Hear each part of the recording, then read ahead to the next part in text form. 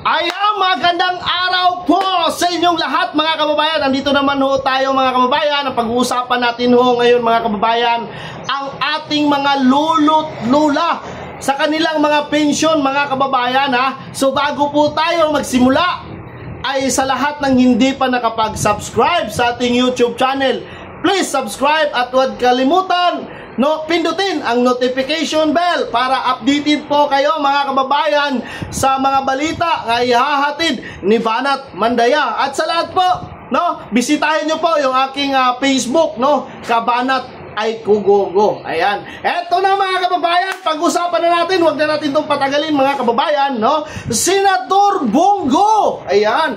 Si Senator Bongo ay nananawagan na naman ulit sa ating pamahalaan na mabigyang prioridad ang ating mga senior citizen, mga lolo at lola natin mga kababayan. Kayo yung mga lolo at lola nyo, mga papa at mama nyo, nakatanggap na ba sila ng kanilang pensyon?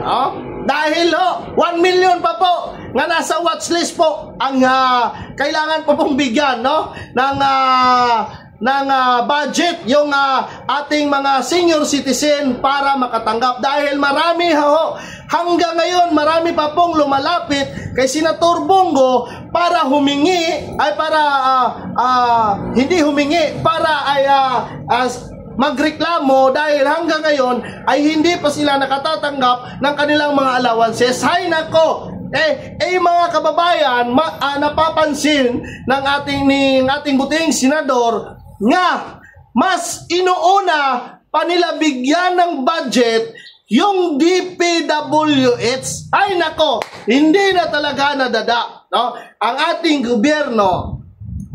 Hindi naman natin sinasabi nga inuutosan natin sila. Subalit mga kababayan, buhay po ng ating mga senior citizen. Hindi na yan makapagtrabaho. Wala akong trabaho, hirap sa buhay, kahit papaano mabigay sa kanila yung allowances nila. Kahit paano makabili ng pagkain, gamot at kung ano-ano pa mga kababayan.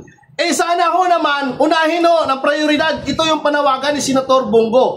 Nga sana po mabigyan ng prioridad ang ating mabigyan ng budget ang ating mga senior citizen, di ba? Kasi ang inuuna nila DPWH, baka mapupunta na naman yan sa mga politikong ginagawang gatasan ang mga budget ng DPWH, di ba? Sana di ba? Kasi yung sa mga nangyayari mga kababayan, mga ghost project, kung ano-ano, sana mabigay dito sa mga senior citizen kahit pa paano ay makatulong po, di ba? Kaya yan mga kababayan, itong si Senator Bongo ay muli na namang nakikipaglaban, muli na namang nakikiusap sa ating gobyerno nga sana mabigyan ng prioridad ang ating mga senior citizen dahil kawawa talaga sila mga kababayan. Kawawa talaga.